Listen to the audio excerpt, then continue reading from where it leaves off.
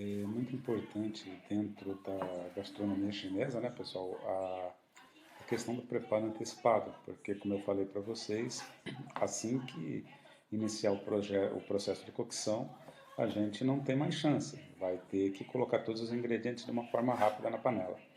Então, por exemplo, aqui é o tamanho do corte, né? Repara que a gente está limpando bem o frango, né? E na sequência estamos produzindo cortes que sejam pequenos e que possam ser colocados diretamente na boca, lembrando da tradição chinesa nesse. Agora já com todo o frango processado, né? Vamos começar aqui o processo de marinada, né? A gente vai usar aí o gengibre, o shoyu, a pimenta preta, tá? E vamos deixar esse frango marinando por volta de 15 minutos aproximadamente, tá? É um processo que aí a gente faz e muitas vezes eu queria que vocês estivessem atentos aí na quantidade de molho que é colocada, porque muitas vezes, se essa quantidade for muito pouca, for pouca e a gente depois precisar utilizar ele durante o processo de cocção, tá? Pode ser que o frango não cozinhe. Então, tentem sempre deixar ele bem úmido, tá? Com teor alto de umidade de molho, para que possa garantir o processo de cozimento depois. Então, como a gente já havia falado anteriormente, né, no caso da gastronomia chinesa, o preparo dos ingredientes antes da cocção deixar tudo pronto é essencial. Essa é a principal técnica, né, que a gente acaba utilizando. O mesmo place tem que ser feito por completo antes do processo de cocção. E aqui no caso a gente está usando o pimentão, né? Durante as aulas todo mundo me pergunta como é que é o corte do pimentão. A primeira fase é justamente esse corte e a retirada das sementes e principalmente a retirada da placenta, né? Essa placenta, que é essa parte branca do pimentão, acaba trazendo um gosto indigesto, tá? E a gente faz isso tanto para o verde quanto para o vermelho, tá? E podemos também já começar em achatar o pimentão para que a gente possa depois fazer cortes padronizados.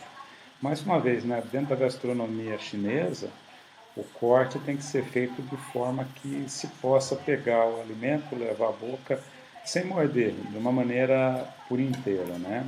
Então vamos lá, cortando o pimentão. Eu acho que é interessante tirar algumas vezes essa ponta, embora dependendo do prato a gente possa trabalhar com formato triangular, mas sempre trabalhando ou com formatos triangulares, quadrados, tá? Deixar pedaços assim que sejam compatíveis com com a proteína, né? No caso ali o peito de frango. Então estamos aqui observando o corte, né? Foge um pouquinho dos cortes tradicionais que nós já conhecemos, mas ele passa a ser um corte até um pouco mais simples. Como vendo aqui, executando, né? Sempre trabalhando ali com a tapa com a maior segurança possível. Eu coloquei o paninho debaixo dela, embora vocês não estejam vendo, ele chegou até a dar uma escorregada aqui nesse momento, mas tá indo, né? Mais uma vez com o pimentão vermelho também, tá? Executar os cortes grandes, quadrados, ou triangulares, ou retangulares, né? Justamente para deixar ele compatível com a proteína. Uma questão que eu quero deixar bem clara para vocês, tá? Nesse caso não vamos queimar o pimentão no fogo, a gente vai precisar da casca dele no final. Essa casca, quando a gente faz a fritura no óleo, ela vai ter um brilho que é fundamental na confecção do prato, né? A gente, na cozinha chinesa, na cozinha oriental de um modo geral, nós precisamos de pratos bem coloridos, né? E agora a gente vai fazer um outro corte, apresentar para vocês que é o corte da cebola do modo oriental, né? Do modo que nós fazemos para poder utilizar na maioria dos pratos, tá?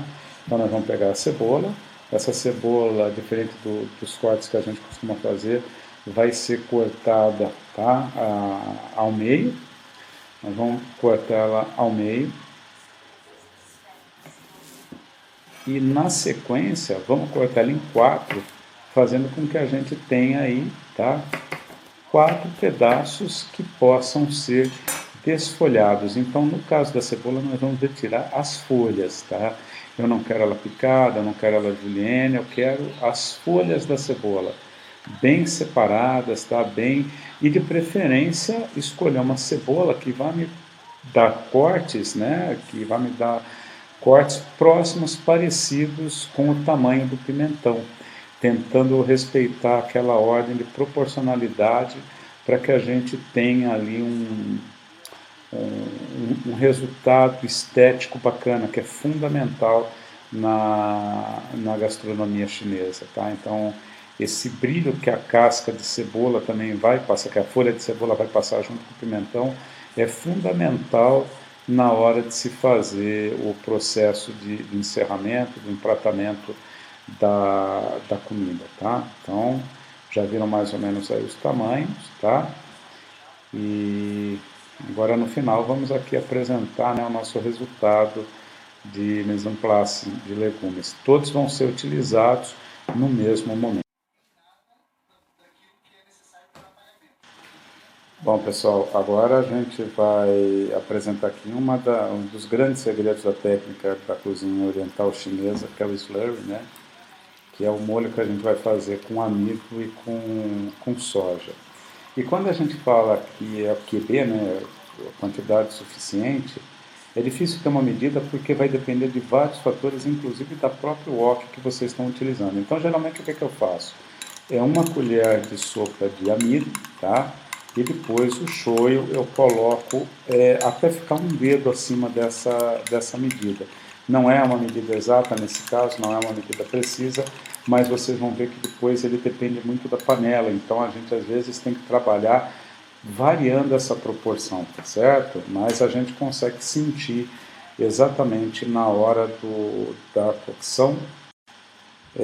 Depois do marinado, eu sempre costumo, né, antes de levar o frango para o processo de cocção, colocar um pouquinho de água nele ainda, justamente para aumentar aquele volume que eu havia falado com vocês na marinada, para eu ter certeza do cozimento do frango, né? Eu não quero que ele fique duro dentro da panela, que ele fique cru, tá ok? Agora vamos para o processo de cocção. Agora vamos para o processo de cocção propriamente dita, né?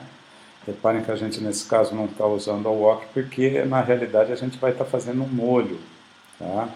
Então nós vamos colocar o preparo da nossa marinada agora, tá? No frango e vamos deixar ele cozinhar numa panela assim pequena, tá? Até que seja perdido completamente o líquido, até que fique bem ralo esse líquido, tá?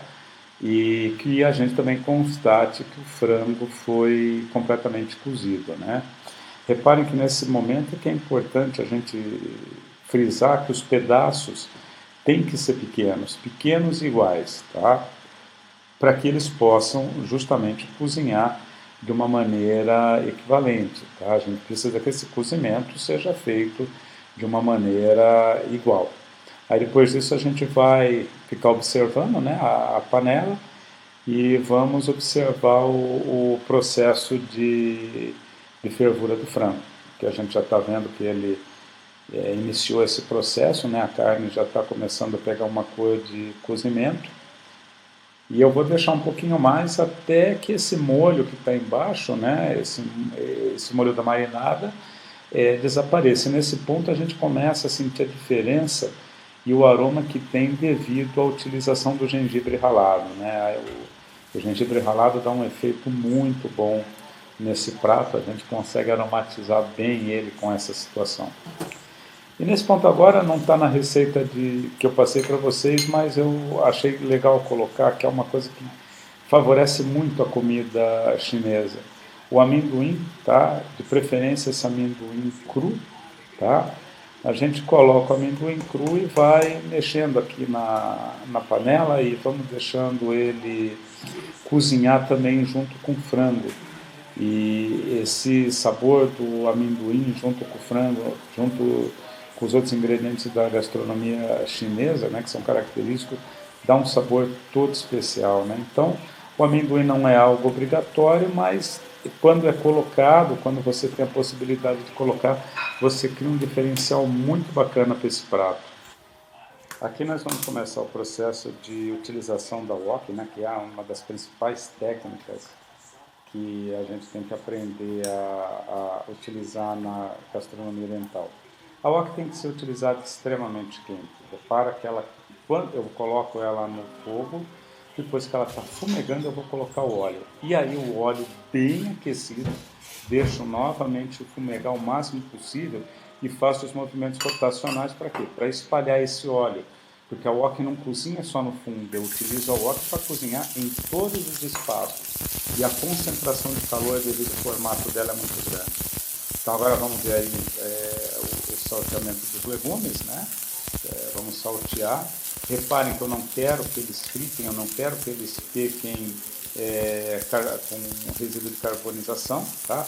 Eu quero apenas que eles cozinhem levemente e fiquem com uma cor aparentemente brilhante, tá? Essa é a cor que a gente tem que ter dentro da nossa wok em relação aos legumes. Um detalhe técnico importante agora, tá? A gente vai colocar o nosso frango com o caldo preparado e vamos começar a fazer a redução, tá? A redução daquela marinada que sobrou, na verdade sobrou bem pouco, movimentos rotacionais, e agora a gente vai introduzir o nosso molho, né? O nosso slurry para pegar a textura e a consistência. Reparem que a gente ainda tem um cozimento, ainda tem um pouco de água nas laterais. Quando a gente coloca o molho de soja, tá? Ele vai ainda incorporar essa água e aí eu começo com esses movimentos rotacionais na wok.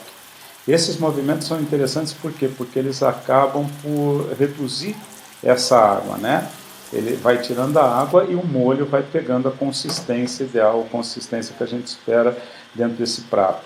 Para finalizar, a gente introduz os legumes, né? E deixa para o cozimento por mais um tempo, mas com a preocupação de não deixar que se perca o brilho dos legumes. Ele tem que terminar com essa cor e com essa textura. Como vocês podem ver, é um prato muito bonito, né? A gente consegue aí uma finalização bem bacana com ele, né?